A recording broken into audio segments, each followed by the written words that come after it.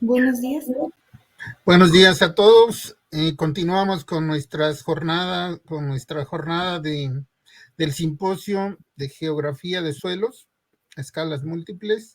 Eh, Esta jornada la va a coordinar la candidata doctora Anaí Aguilera y les va a presentar el primer ponente. Adelante, Anaí, por favor. Gracias, doctor. Gracias a todos por seguir con nosotros. Esta mañana tenemos en la primera presentación al doctor Félix González Peñalosa con una presentación titulada Cartografía digital de variables de suelos.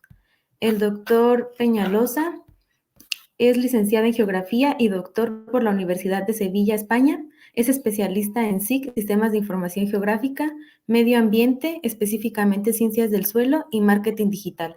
Asimismo, tiene casi 20 años de experiencia como docente a diferentes escalas. Ha trabajado en numerosos proyectos de investigación, por ejemplo, en el levantamiento de suelos de Andalucía, en el mapa base de Andalucía y en otros proyectos de degradación de suelos. Entonces, le damos la bienvenida, doctor, y puede comenzar con su presentación. Pues muchísimas gracias. Muchas gracias, bueno, pues sobre todo al equipo de UNAM, que, bueno, que ha generado, ha desarrollado esta jornada, de verdad, de corazón, sobre todo en una época tan convulsa y tan extraña como la que estamos viviendo con el tema de esta pandemia. Y agradecerles que es su preocupación por darle difusión a una de las variables ambientales que son tan importantes y que desgraciadamente el público menos conoce, que es el suelo, ¿no? Es verdad, se conoce mucho la vegetación, es importante, el clima, etcétera, pero la importancia del suelo, desafortunadamente, pues no se conoce, no lo conoce el público general. Os comento mi papel. Yo soy, como ha presentado la compañera, soy doctor en suelos en edafología, que llamamos en España en edafología, por la Facultad de Química de la Universidad de Sevilla. Y trabajo actualmente, bueno, he desarrollado mi estrategia, mi actividad laboral en docencia y en investigación. Y he pasado, bueno, por distintas universidades, como la Universidad de Sevilla, la Universidad de Valencia, que, por cierto, el trabajo que vamos a presentar como ejemplo de cartografía digital de suelo la extraemos de la colaboración con el Departamento de Geografía de la Universidad de Valencia. Y hemos trabajado en distintos escenarios y especialmente en degradación de suelos. La empresa Benortec nos dedicamos efectivamente es una empresa de base tecnológica y nos dedicamos efectivamente a la evaluación de suelos, también a otros factores ambientales, ¿no? Realmente, pero a la evaluación de suelos. Y el tema de hoy lo estábamos hablando los compañeros, qué valor añadido podíamos dar unas jornadas tan interesantes como las exposiciones que se han ido realizando, que un compañero Francisco también realizó ayer. Y pensamos que sería de gran valor hablar efectivamente de la cartografía digital de las variables de suelos. Una obligación, y digo una obligación porque así debe ser, tanto las administraciones públicas y en ello, bueno, y también privadas, ¿por qué no? Ebenortec es una entidad privada, aunque deriva del Centro Superior de Investigaciones Científicas, una entidad estatal española.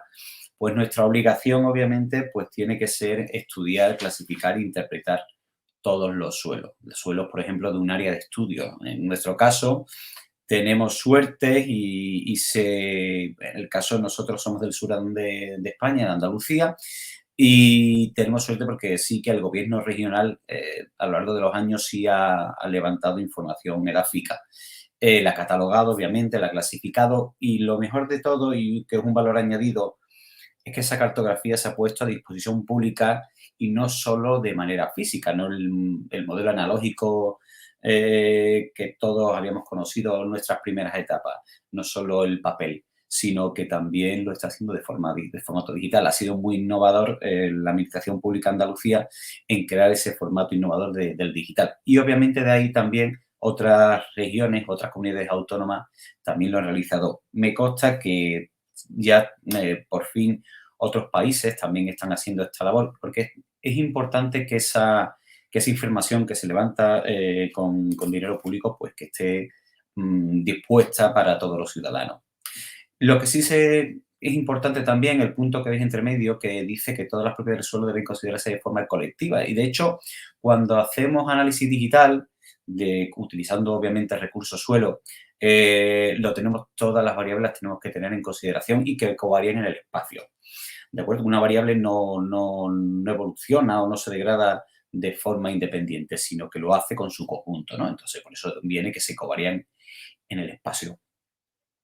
La variable suelo, cuando realizamos un levantamiento cartográfico, aunque ya no solo podemos decir cartográfico, y sobre eso va este asunto, sino que parece que la cartografía se basa en el formato analógico, en los mapas antiguos, los mapas de papel, sino que ahora estamos hablando de bases de datos. No solo podemos referirnos al levantamiento de información, si nos referimos a que son atributos, distribuciones geográficas y los tipos de suelo, esas categorizaciones que hacemos de suelo, pero en formato digital, ¿de acuerdo? Lo necesitamos en formato digital. El usuario final lo necesita en formato digital con el objetivo, pues, obviamente, de poder utilizarlo, de hacer análisis con otras variables del entorno, como el ejemplo que vamos a montar o que vamos a explicar aquí, que vamos a explicar una metodología de estudio muy interesante que si tenéis si alguien que esté viendo el vídeo, esté viendo esta jornada,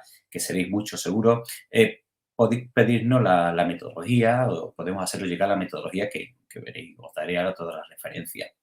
La USDA, pues, como viene en el texto de la pantalla, pues dice que es necesario describir las características del suelo de esa área determinada, ¿no? De una región determinada, de un espacio geográfico determinado.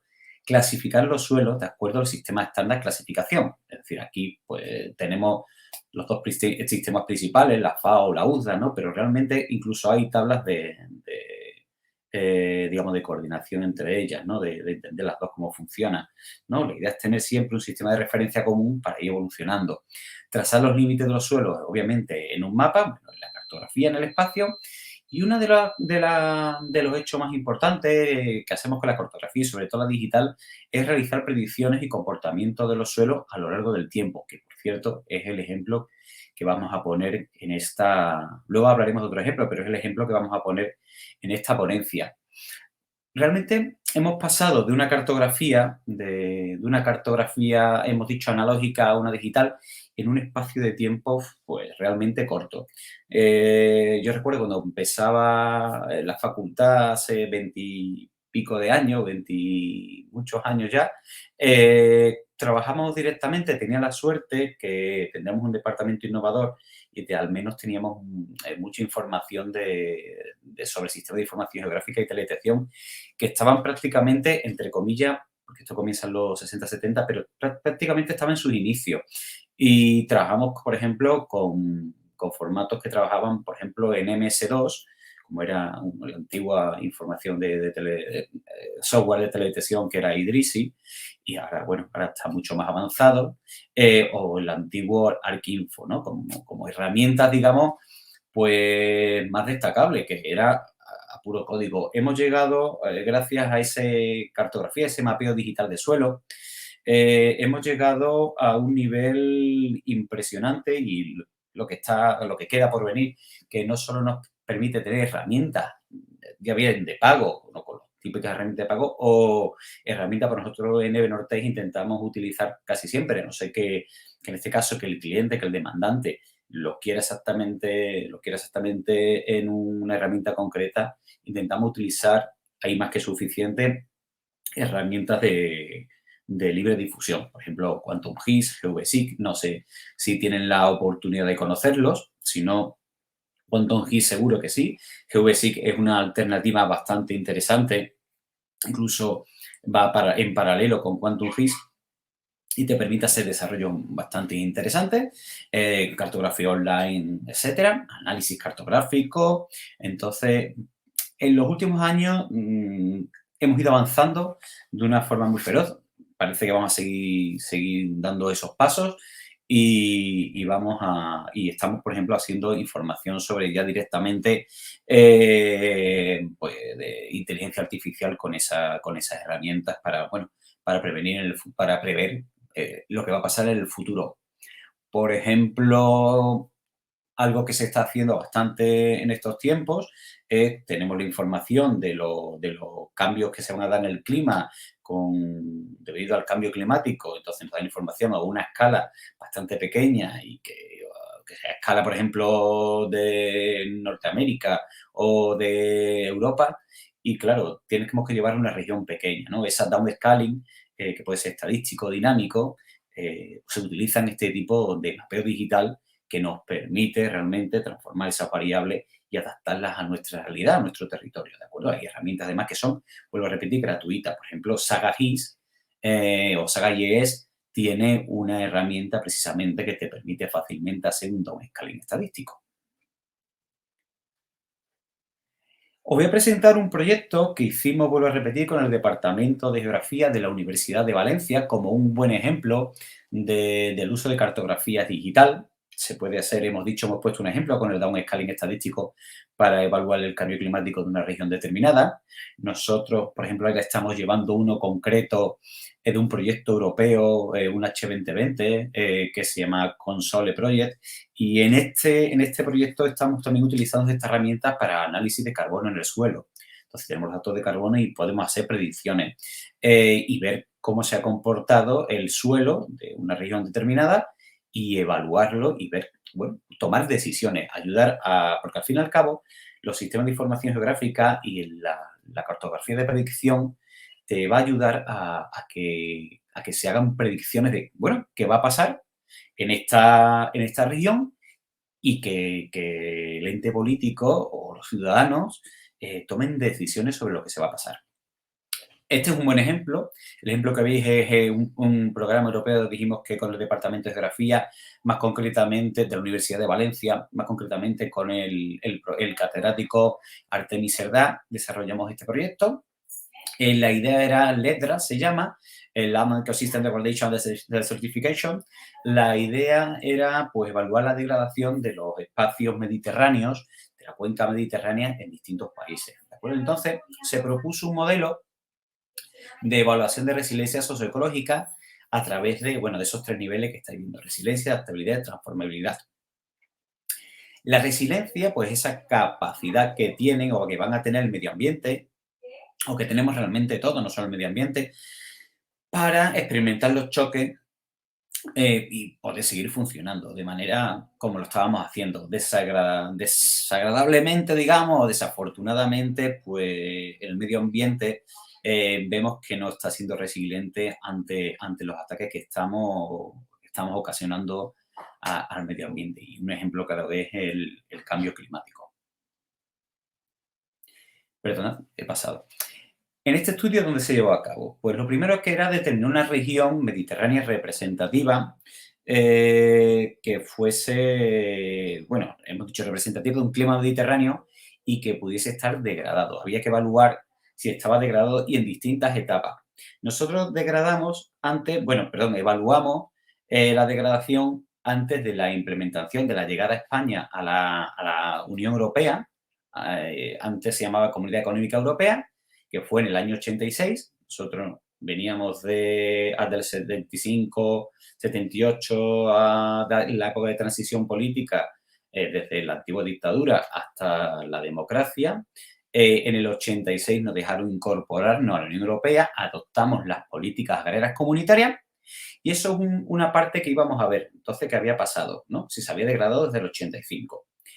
Y vamos a ver también post-85 hasta el momento actual, qué había pasado, ¿de acuerdo? En esos dos periodos y comparar esos dos periodos. Y vamos a ver si había resiliencia, si el terreno, si el espacio geográfico de la cuenca del río Cañoles, un río pequeño pero con mucha importancia en esa cuota de estudio, si había generado efectos negativos. Bueno, que lo había generado, obviamente, lo había generado el ser humano. Obviamente, para saber si se habían generado efectos negativos, pues se recopiló una cantidad de información importantísima que no solo era los suelos. Los suelos, obviamente, es un elemento de los más importantes que tenemos que tener en cuenta. Pero como ven en la pantalla, arriba a la izquierda, se vio la evolución de la población. En ese caso, el mapa, hubo mucha más información, ¿no? Pero el mapa representa la densidad de población por habitantes en los distintos municipios de la cuenca del río Cañoles o Cányoles. Vimos también, obviamente, analizamos la litología. Esa litología mayoritariamente estaba compuesta por material calcáreo del Jurásico y del Cretácico y también con margas y arcilla del Cenozoico. Obviamente, por donde pasaba el río, encontramos los materiales más deleznables que son cuaternarios, son muy recientes, que son los típicos del fondo del valle, que normalmente corresponden a los fluvisores. En el mapa que está más arriba a la derecha encontramos, obviamente, los rangos de altitud. Y en el sur de la hoja, digamos, encontramos los distintos usos de suelo, incluso después, ¿de acuerdo? Incluso tenemos, obviamente, no hemos puesto toda la información, ¿no?, previos al 86, al año 1986, sino que tenemos cómo en tan poco espacio de tiempo, desde 1990 a 2006, ya había evolucionado bastante. Un ejemplo de las bondades que tuvo adaptar las políticas agrarias europeas o las políticas ambientales europeas, que previo al 86 apenas había políticas eficientes, políticas ambientales eficientes y ya digamos, anteriormente prácticamente no había nada, pues vimos que se había mejorado un hecho, claro, es las áreas incendiadas que se ven en color negro, como han ido desapareciendo a lo largo de los años. Es decir, esas políticas han ido funcionando. Ese sería los usos de suelo, el mapa de uso de suelo actual y la de la derecha, bueno, abajo encontramos una fotografía que son del propio Artemis Cerdá y a la derecha encontramos los distintos tipos de cultivos que ha habido a lo largo del tiempo. En el año 56 ves que, bueno, había un poco más de igualdad entre los dos tipos de cultivos, vemos que destacaban los herbáceos y también como uso de suelo de pinos. Los pinos, recordemos, bueno, si alguien no lo sabe, los pinos no son de replantación. Aquí el típico, los árboles mediterráneos son el Quercus-Giles, el Quercus rotundifolia, el Quercus suber, es decir, de la familia del Quercus, encines y alcornoques, que son propios del paisaje mediterráneo, y el pino no, el pino ha sido de replantación.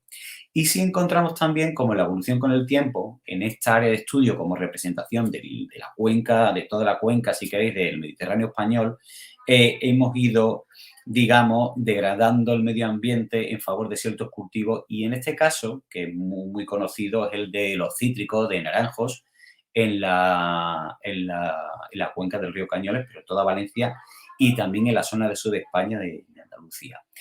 El viñedo también ha sido muy importante, como veis, muy destacable, y eso ha ocasionado que, como se ve en la fotografía, gran parte del suelo pues quede descubierto, sobre todo en la que está abajo a la izquierda, está muy claro la diferencia entre la sierra y lo que es cerca del río, en los fluvisoles cerca del río.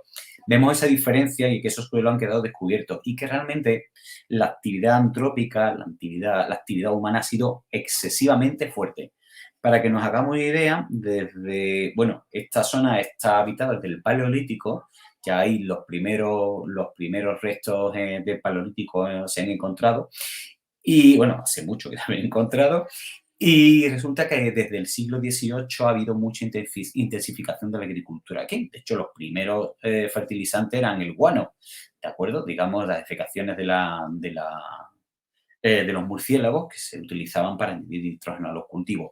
Y esto ha seguido con el paso de los años hasta que ha habido una tecnificación excesivamente alta y esto ha causado una degradación importante. Entre esa degradación del medio ambiente, voy a poner la diapositiva anterior, se ha encontrado desde la erosión de los suelos, que ha sido súper alta, de hecho, luego os comentaré, pero según el artículo del propio Artemis Cerdá, los valores de erosión de suelo llegaban, tengo por aquí el dato, si me lo permitís, si no os lo comento luego porque lo tenía en el esquema de la presentación, a unas cantidades importantes. Luego os comento la cantidad porque la tenía por aquí anotada, si me lo permiten.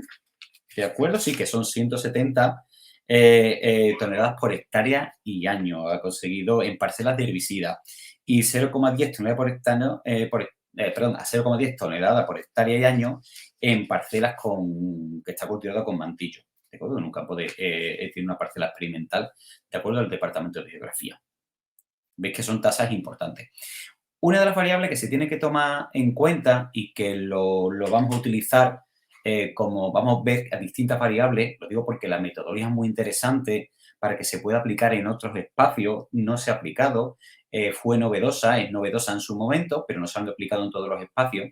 Pero una de las cosas que tiene que tener en cuenta es el manejo, la cantidad de población existente, el tipo, ¿de acuerdo?, de las variables humanas. Por eso se llama sistema, vamos a evaluar el sistema socioecológico. Socioecológico tiene en cuenta, obviamente, la ecología de los factores físicos o del medio biótico y la ecología del ser humano. Y esto, por ejemplo, es algo que tuvimos que evaluar. Uno de los factores, se evalúa aún más, pero uno de los factores es la evolución de la población de la zona. ¿Por qué? La población de la zona está altamente envejecida, como ven en las pirámides de población. Es importante tenerlo en cuenta porque en los años 50, en los años 60, con la tecnificación, recordamos que en España se sale de la guerra del 36 al 39, se sale en la dictadura y se llega a los años 50 y debido a cómo había quedado el territorio, pues se intenta hacer una reforma agraria y se intenta tecnificar sin mucho éxito. Se intenta tecnificar los espacios agrarios, los espacios más del interior de la península ibérica, porque en el exterior sí se ubicaba la población, sobre todo las industrias, los sectores industriales y el sector servicios. ¿De acuerdo? Como el caso del turismo, pero que el turismo no se va a hacer eco hasta los años 60 o 65.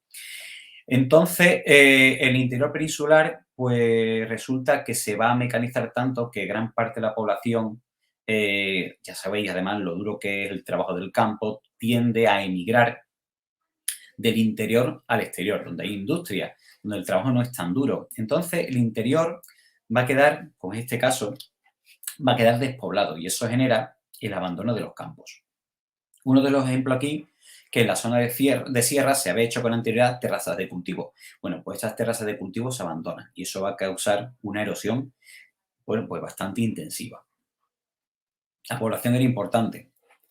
Evaluamos también el potencial disponible para el cambio en las dos áreas específicas. En la izquierda se ve a partir de 1985 y en la derecha después de 1985. Y entonces vemos que cuál era el potencial disponible para ese cambio. Si queréis, vuelvo a repetir, si quieren, les podemos facilitar las metodologías, podemos colaborar con estas metodologías en Ebenortech. Y vemos que hay realmente un potencial, digamos, bajo para permitir el cambio e ir a mejor. También analizamos la robustez que tiene el territorio, y se muestran los mapas de distribución de robustez del territorio, y vemos que en la gráfica comparativa de arriba a la izquierda, bueno, a mi izquierda, no sé si lo tienen de la misma configuración, también vemos cuál es ese índice de robustez y vemos que el índice de robustez es superior en el posterior a 1985. O sea, es decir, con las nuevas políticas comunitarias. Obviamente, se acaban de implantar hasta el año 1992. Les dijimos que si en el 1986 España se adapta a las políticas comunitarias por entonces, las políticas comunitarias de lo que es la antigua Comunidad Económica Europea, estaban orientadas al beneficio del agricultor, a la producción, ¿de acuerdo? Incrementar la producción. Pero eso generó muchos, digamos, problemas económicos y ambientales. Y la nueva orientación a partir de 1992, las nuevas políticas agrarias comunitarias estaban orientadas a proteger el territorio y el medio ambiente, lo que antes no estaba, digamos, no era del todo explícito por parte de las políticas comunitarias. Vimos el índice de diversidad también, que es el índice de Shannon, que también lo podemos compartir, por supuesto, donde vimos esa diversidad antes a la izquierda y después de 1985 y vemos que la diversidad después de 1985 va a ser mucho mayor. Vimos la redundancia, ¿de acuerdo?, antes y después de la implementación de las políticas agrarias comunitarias y vimos que las redundancias más altas descendieron, mientras que las moderadas y las inferiores fueron mucho más altas. A partir de aquí, podíamos desarrollar ya el sistema, teniendo una evaluación previa, podíamos ya desarrollar lo que es la evaluación, los sistemas socioecológicos.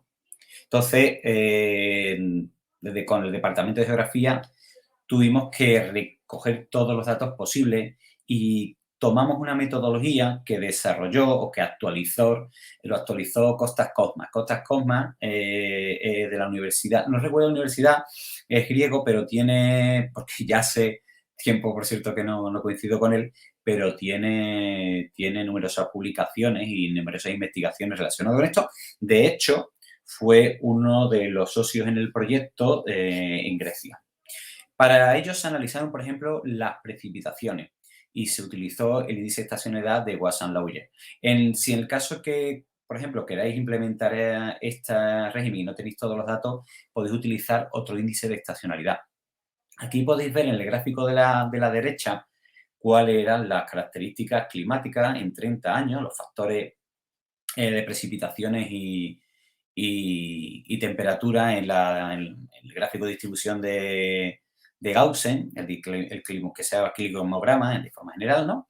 Entonces vimos o como se ven, las temperaturas, que por cierto no se han reflejado, sí se han reflejado, las temperaturas son mucho más altas. En los climas mediterráneos las temperaturas son muy altas en verano y son obviamente moderadas, muy moderadas, bastante suaves en invierno. Aquí no, en el clima mediterráneo nunca bajamos bueno, el clima mediterráneo que también encontré en otras zonas del planeta, por ejemplo en California, en parte de China, creo que en Chile también hay.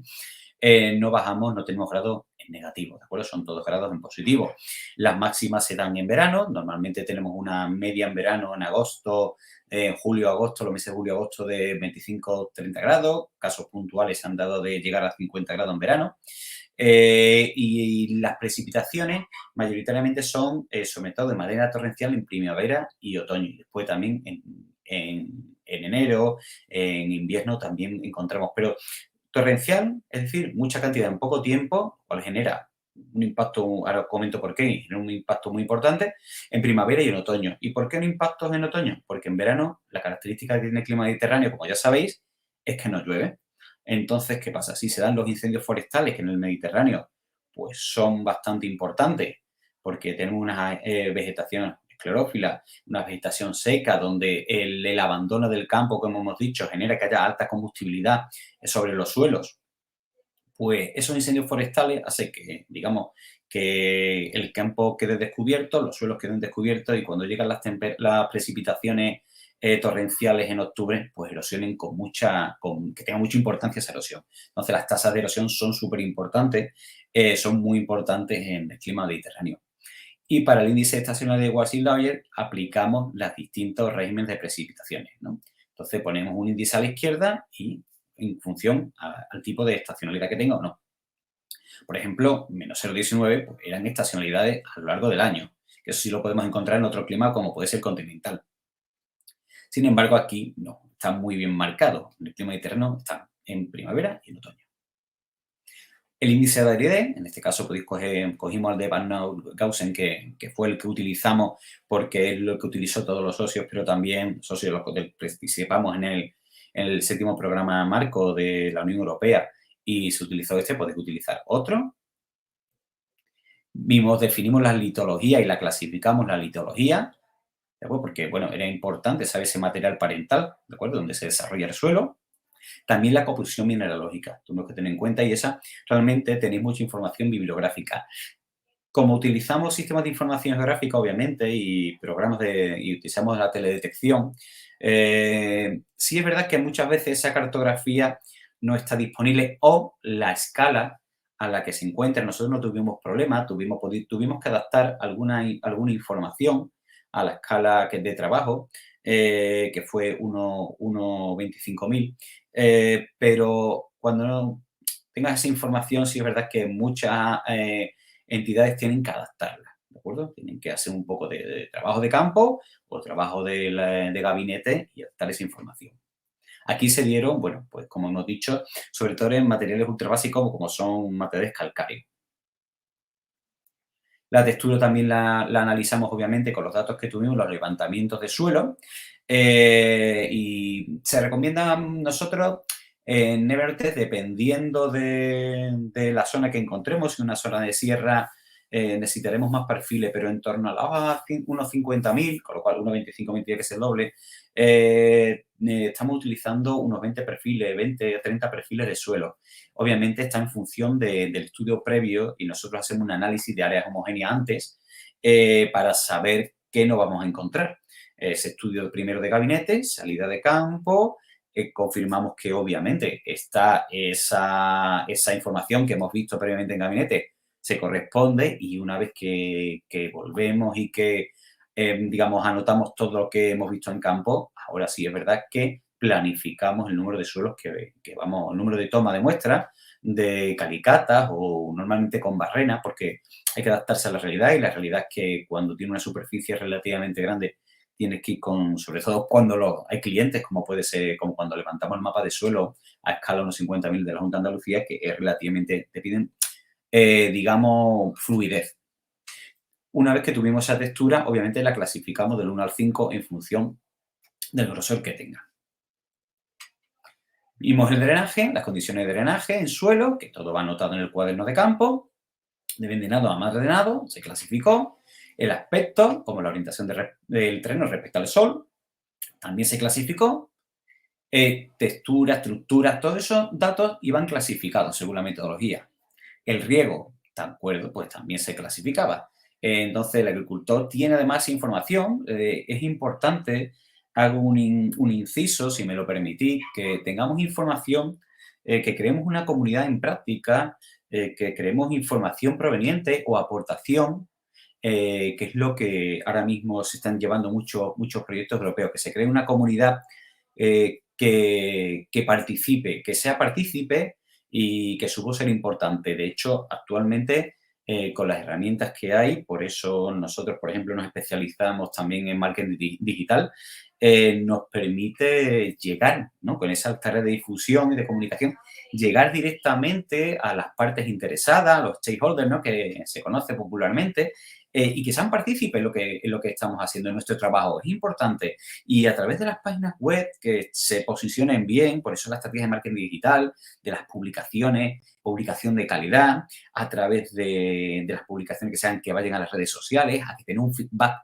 por parte en este caso, de los agricultores, o no solo de agricultores, de todas las partes interesadas, se consigue enriquecer mucho el proyecto. Y es más, casi todas las entidades públicas, por ejemplo, el caso de la Comisión Europea o el caso también del Gobierno de España, están exigiendo que se haga esa labor de diseminación y de comunicación, ya no solo en talleres y tal, sino que en todo, digamos, desde el principio al fin del proyecto, porque obviamente se dedica una cantidad de dinero importante en investigación, en este caso, en esta investigación o en otros proyectos que nosotros llevamos, y obviamente que el ciudadano tiene que saber de dónde viene, de qué se hace con ese dinero y que es algo importante, que no se tira el dinero, sino que se ajusta bien a las necesidades que se están dando. Bueno, sigo y perdonadme, que la verdad es que hablo demasiado. Vimos también la fertilización, también se va a evaluar la fertilización y aquí fue bastante importante porque, como hemos dicho, se fertilizaba desde el siglo XVIII. El siglo XIX y XX ha sido digamos, una barbaridad a la hora de fertilizar esos suelos quedaron contaminados y los acuíferos también quedaron contaminados porque obviamente hay un flujo superficial y contaminó el acuífero, esos acuíferos, no solo me refiero a la zona de estudio, sino en varias zonas, siguen contaminados. Entonces hay que tomar medidas. Una de las medidas que toma la política, que está tomando la política agraria comunitaria es reducir o eliminar el uso de fertilizantes para el año 2030. Obviamente tuvimos que tener en consideración la protección contra la erosión, escala obviamente muy alta, se dio valores muy altos, aquella vegetación que protegía mucho, y a escala 5 aquella protección que era prácticamente insuficiente, o como pasa en muchos cultivos que dejan espacio más que suficiente entre una y otro, por ejemplo, árbol, como puede ser el de naranjo, y ese espacio queda descubierto y obviamente la erosión es importante. Resistencia también de la vegetación contra la sequía, también se clasificó, ¿de acuerdo? Poniendo los índices que están viendo, por ejemplo, desde el típico sotobosque mediterráneo, un valor de 1, a cultivos agrícolas anuales, pastizales anuales, que es valor de 2, y ahí pasando, por ejemplo, por las coníferas, frondosa, etc. Vimos la cubierta vegetal, también el porcentaje de cubierta vegetal.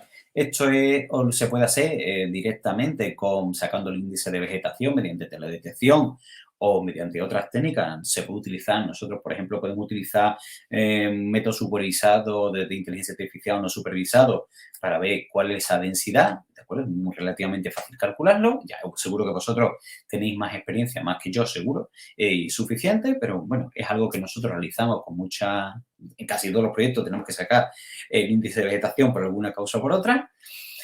Y con ellos comenzamos a hacer los cálculos, ¿de acuerdo? Uno de los cálculos fue el índice de calidad de la vegetación. Entonces, una vez que teníamos todos los datos, ya nos permitía, digamos, comenzar a desarrollar lo que es en sí el análisis del proyecto. El índice de calidad de la vegetación, que luego lo veremos otra vez nuevamente, pues se realiza a través de esa ecuación, directamente la protección contra la erosión, la resistencia a la sequía, la cobertura vegetal y eso a un tercio. Y esos son los índices que daba, por ejemplo, los índices de alta calidad, baja calidad y ves cómo se ponderaba. También vimos los capitales naturales, evaluamos los capitales naturales. Lo que encontráis a la derecha es el capital natural suelo. Se clasificaron los suelos en función a la aportación que nos podía hacer en esos capitales, en función a la pendiente, a la profundidad del suelo, a la textura, a la estructura, y lo clasificamos esos suelos.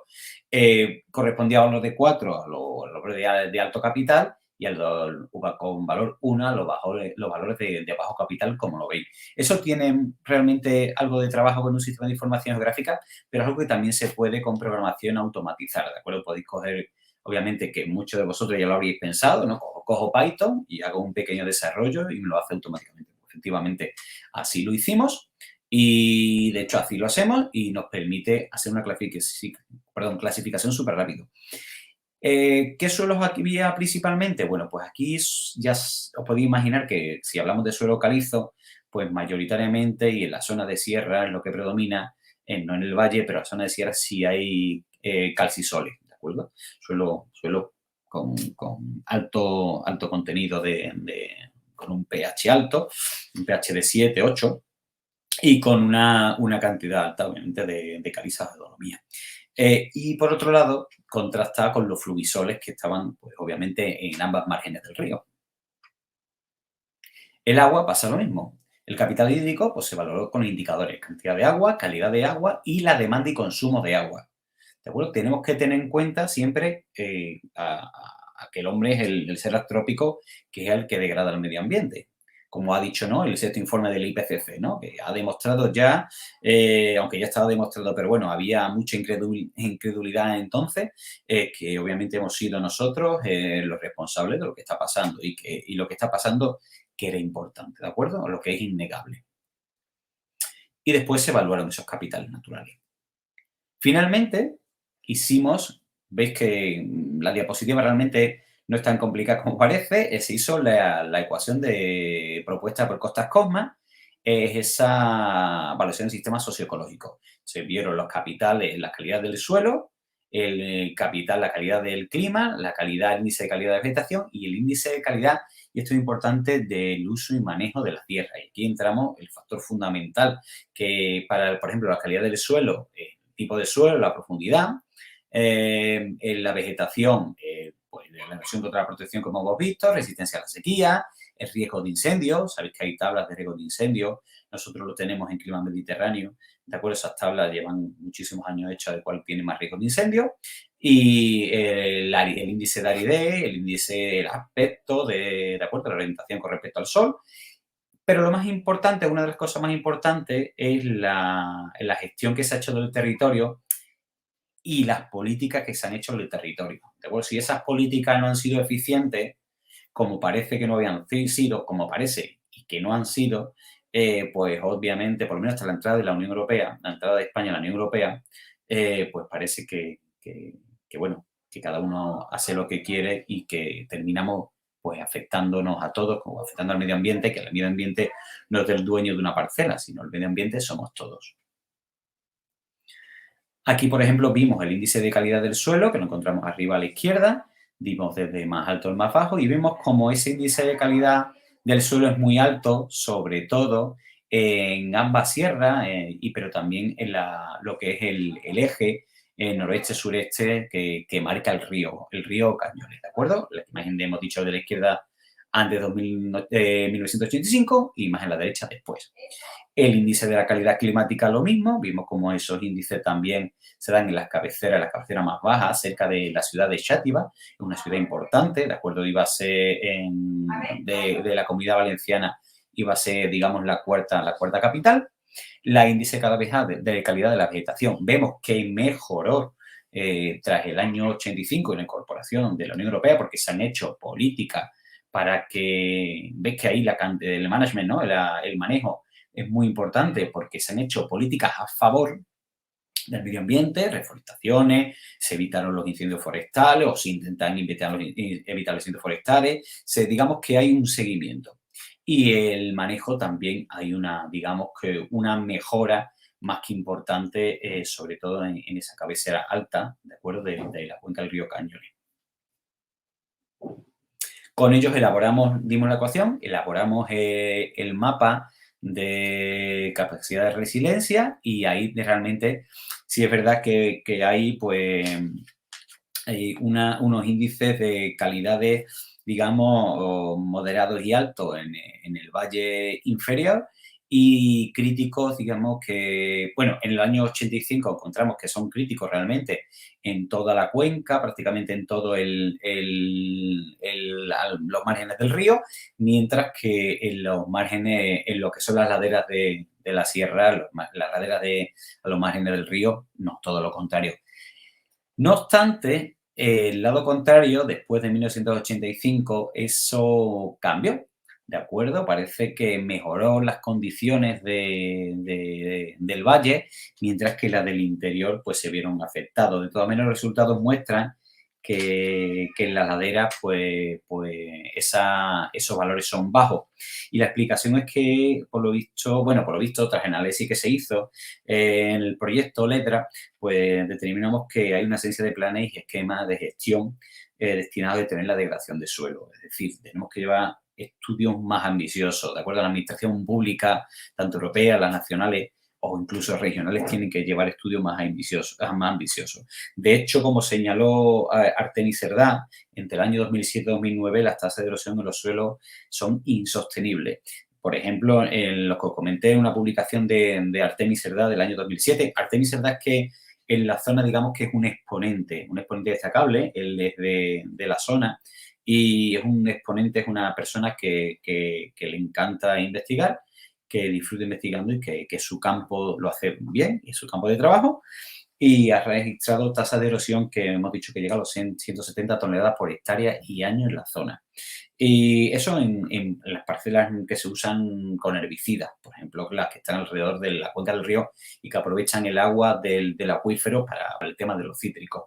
Y en parcelas, sin embargo, que están, por ejemplo, que son cultivos ecológicos o cultivos que sí ponen enmienda, pues solo llega a 0,10 toneladas por hectárea y año. La mayor parte del área de estudio pues, se ha caracterizado, pues hemos dicho, con un índice de calidad bajo, con un índice, por ejemplo, de calidad del suelo del 38%, o sea que es bastante bajo. Y una disminución también de la calidad de la vegetación a lo largo del tiempo y sobre todo, como hemos visto, como vemos en el mapa después de 1985, en ladera y valle, y esto se debe a la pérdida de la masa forestal. Obviamente, las políticas, sabiendo esta información que vamos teniendo, sabemos que tenemos que ir, tenemos que ir orientando la tendencia de las políticas para generar que esto pues, pueda tener una alta resiliencia y poder intentar degradar lo menos posible el medio ambiente. También con el índice de manejo, pues la zona realmente del Mediterráneo se han visto afectadas por el abandono como hemos comentado antes, que en los años 50, ese abandono de las parcelas. Y esas parcelas, pues obviamente han tenido un gran grado de estrés, ¿de acuerdo? Y bueno, y obviamente las políticas, vuelvo a repetir, que tienen que ir orientadas hacia ello. Para cultivos con labiales cítricos se puede detectar también un intenso nivel de degradación. y debido al manejo excesivamente intensivo de la zona, con altas cantidades en fertilizantes, pesticidas, herbicidas y obviamente el uso de la mecanización, que está generando que obviamente genere unas afecciones negativas. En conclusión, que esta herramienta que hemos intentado explicar, esta metodología no es, digamos, idónea para evaluar la calidad ambiental de los impactos y de los procesos biofísicos en la gestión del territorio, en la gestión de la tierra. Y hemos visto el ejemplo que podemos extrapolar seguramente, no segura, a cualquier parte de la cuenca mediterránea, por lo menos a cualquier mediterránea de los países europeos, donde ha habido una alta intensidad del cultivo y obviamente se ha generado una degradación más que significativa y eso está causando que ahora las políticas agrarias europeas, digamos, entendemos que sean un poco más, digamos, recomiendan, aunque son, no voy a decir castigadoras, pero sí recomiendan o orientan, están orientando la política agraria comunitaria post-2020, la que comienza a partir de ahora, se está orientando a unas ciertas recomendaciones y a la generación de ecoesquemas, es decir, de medidas para los agricultores para intentar recuperar pues, parte de la biodiversidad e intentar mitigar los efectos que está causando, que son muchos, el cambio climático. Y en principio, no sé si me he alargado mucho porque tiendo a hablar mucho, pero esta ha sido mi exposición. Realmente estamos llevando numerosos proyectos que no solo están en Evernortec, que están solo relacionados con este tema. Por ejemplo, ahora mismo también estamos trabajando, tenemos un nuevo proyecto europeo que se llama Extenvio África, aunque es europeo financiado por Europa, pero se da en el sur de África y precisamente también vamos a evaluar la importancia de esos suelos y también vamos a utilizar esas herramientas de cartografía digital que cada vez hemos dicho están digamos, más potenciadas y que tienen mucha más importancia y que cada vez avanza la tecnología de una manera, digamos, ya agresiva, entre comillas, pero desde el punto de vista positivo y que nos van a permitir evaluar los suelos de acuerdo de 3 países de África, de Botswana, de Sudáfrica y no recuerdo ahora mismo alguno más, acabamos de empezar el proyecto unos días y eso nos va a permitir utilizar también un recurso de una invasión de un matorral, pues evitar que ese matorral, por ejemplo, se extienda y que se utilice como fuente energética y que eso genere, digamos, efectos positivos. Y eso es gracias a la evolución de la cartografía digital. De hecho, cada vez más en la demanda de las empresas, como es el caso de la nuestra, no solo están demandando una persona que sepa solo sobre cartografía, sobre sistema de información geográfica, sino que esté bien preparado a la hora de desarrollar también algoritmos y ve posibilidades en otros campos y que se pueda adaptar a las nuevas realidades tecnológicas. ¿De acuerdo? Entonces, pues, no sé si hay alguna pregunta o si tenéis alguna que podáis. Agradecemos mucho, doctor Félix González. Ya nos quedamos cortos de tiempo, pero si hay preguntas o comentarios, que se comuniquen directamente con usted. Pueden encontrarlo en la página de internet de la empresa. Muchas gracias por acompañarnos. Muchas gracias a vosotros y nuevamente doy una voz de agradecimiento y de apoyo a conocer lo que son los suelos y el medio ambiente y que estamos en un momento de digamos, muy sensible y que debemos apoyar al medio ambiente para que nuestros hijos, ¿no? Ese concepto de sostenibilidad, que nuestros hijos puedan disfrutar también de los recursos y los hijos de nuestros hijos. Claro que sí. Muy bien, entonces en unos momentos continuamos con la siguiente charla. Gracias. Muchas gracias.